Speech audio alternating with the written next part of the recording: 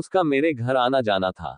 वो शरीफ लड़का था, हमारे ही मोहल्ले में रहता था। हम दोनों की बहुत अच्छी बनती थी। शायद इसीलिए हम दोनों एक दूसरे के करीब आ गए। कब करीब आए पता ही नहीं चला। समय बीतता गया और हम दोनों की नजदीकियां बढ़ती चली गई। एक दिन मैं घर पर नहीं थी। घर पर मेरी छोटी बहन अकेली थी। मेरे माता पिता किसी रिश्तेदार की शादी में किसी दूसरे शहर गए हुए थे। मुझे भी किसी काम से बाजार जाना था, सो मैं बाजार चली गई। मुझे शॉपिंग करने में काफी टाइम लगा गया। सुबह 10 बजे की निकली। जब मैं 4 बजे घर पहुंची तो मेरी आंखें फटी की फटी रह गई। मेरा बॉयफ्रेंड मेरी बहन के साथ नग्नावस्था में था। मैं भौचक्की रह गई। मुझे यकीन कर पाना मुश्किल हो रहा था। मैंने एक थप्पड़ अपने बॉयफ्रेंड और एक थप्पड़ अपनी बहन को लगाया। दोनों सहम गए और वो कुत्ता जल्दी से वहां से भाग गया। मेरी बहन दूसरे कमरे में चली गई और मेरा रो रो कर बुरा हाल हो रहा था। मैं कुछ समझ नहीं पा रही थी। मेरा दिमाग जैसे सुन्न हो गया हो। मेरे पास अब कोई दूसरा चारा नहीं था। मुझे अब उस कुत्ते को सबक सिखाना जरूरी था। इसलिए मैंने अपने आप को कुछ समझाया। 2-3 दिन के लिए शांत हो गई। मेरे दिमाग में बस अब एक ही बात थी कि लड़के कुत्ते होते हैं और मुझे अब उस कुत्ते को सबक सिखाना है। 2 हफ्ते बाद मैंने इंटरनेट पर बैठना शुरू किया और फेसबुक पर एक लड़के से चैट करने लगी।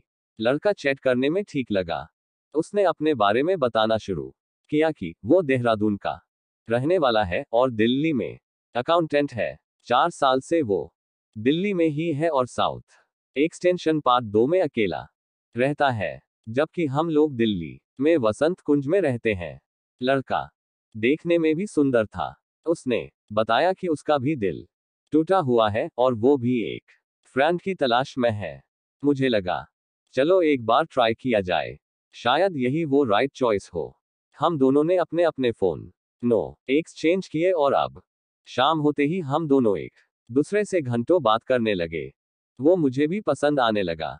उसका नाम आशु था। आशु बहुत ही मस्त, रोमांटिक और हंसी मिजाज इंसान था। हम दोनों की खूब पाटने लगी। अब मुझे अपने एक्स बॉयफ्रेंड को भी सबक सिखाना था, तो हम दोनों ने मिलने का प्लान किया और एक दिन हम दोनों जनकपुरी में मिले और हम दोनों ने एक मूवी साथ साथ देखी। उसके बाद शाम हम दोनों ने डिनर एक साथ किया। उसके बाद आशु ने मुझे मेरे घर के पास वसंत कुंज छोड़ा और चला गया। सिंपल सा लड़का, देखने में सुंदर मस्त मौला इंसान, किसी से बात करे तो लोग उसकी ओर आकर्षित हो जाए। ये पर्सनालिटी था उस आशु की। अब देखना था कि आशु की नीयत कैसी है। उसके लिए अब मुझे एक प्लान करना था। मैंने अपनी बहन को आशु के बारे में बताया और उसे उस प्लान के बारे में बताया। वो समझ गई। एक दिन जब पापा मम्मी घर पर नहीं थे, मैंने आशु को घर पर बुलाया। अपनी बहन को मैंने उसकी फ्रेंड के यहाँ भेज दिया। आशु आया और हम दोनों बातें करने लगे। हम दोनों ने ब्रेकफास्ट किया और मैं आशु तो अपने कमरे में ले आई। कमरे में आते ही मैंने आशु तो कस के पकड़ लिया और उससे किस करने लगी। आशु ने भी किसिंग शुरू कर दी। हम दोनों को एक दूसरे की गर्मी का एहसास हो रहा था। मैंने आशु की टी शर्ट पीछे से निकाल उसकी नंगी पीठ पर हाथ चलाने शुरू कर दिए। आशु ने भी मेरे साथ वही किया। उसने भी मेरी टी शर्ट पीछे से निकालकर मेरी नंगी पीठ पर हाथ चलाने शुरू किए। हम एक दूसरे को चूम रहे थे। मैंने आशु की जीन्स के आगे के बटन खोल उसकी जिप नीचे कर दी और उसके लिंग को सहलाने लगी।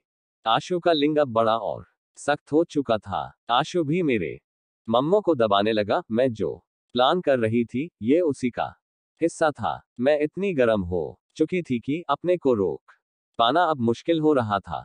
और अब मैंने अपनी लोअर और पैंटी निकाल दी और आशु के लिंग को लेकर अपनी योनि में डाल दिया। आशु के धक्के मुझे मदहोश कर रहे थे। आशु का लिंग अंदर जाए ही मुझे जो फीलिंग्स हुई वैसा आज तक नहीं हुआ था। आशु का लंबा लिंग अंदर तक मुझे एक आनंद दे रहा था। थोड़ी देर बाद आशु ने मेरे ही अंदर अपना डिस्चार्ज किया और मेरे ऊपर लेट गया और अब हम दोनों एक दूसरे को किस करने लगे। करीब 2 मिनट बाद आशु उठा और बाथरूम में अपने आप को साफ करके आ गया।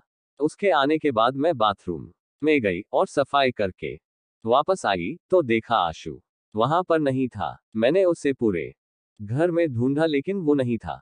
मैंने उसे फोन किया लेकिन उसने फोन काट दिया। मैंने उसे मैसेज भेजे लेकिन उसने कोई रिप्लाई नहीं दिया। मैं परेशान हो गई क्योंकि सेक्स करना मेरे प्लान में शामिल नहीं था। मेरा प्लान था कि हम दोनों एक दूसरे को किस करेंगे, बिस्तर पर नंग लेतेगे एक दूसरे को बिना सेक्स किए बहुत प्यार करेंगे। लेकिन शायद मैं अपने ही प्लान में फेल हो गई और अपनी इज्जत भी लुटा दी। मैं आशु के साथ अपने आप को रोक न सकी। जिस तरह आशु ने मुझे चूमना शुरू किया, जिस तरह आशु ने मुझे कसके पकड़ा और मेरे मम्मों को दबाया, मेरी योनि में अपनी उंगली डाल के प्यार से अंदर बाहर किया, उसने मेरी काम वासना को इतना बढ़ा दिया कि मैं तो क्या कोई भी अपने आप पर काबू न कर पाए। शायद आज मैं अपने ही प्लान में फेल हो गई। कुछ दिन बाद आशु का मैसेज आया कि वो मेरी चाल समझ गया था। उसने वो स्पाई काम देख लिया था जिससे मैं वो वीडियो बना रही थी। मैं शायद आशु की उस वीडियो को अपने एक्स बॉयफ्रेंड को दिखाना चाहती थी, लेकिन आशु ने वो वीडियो डिलीट कर दिया था। मेरे पास अब कुछ नहीं बचा। मैं लुट चुकी थी, अपने ही जाल में खुद फंस गई। शायद बेईमान को सबक सिखाने में खुद ही बेईमान बनकर खुद अपनी इज्जत लुटा बैठी।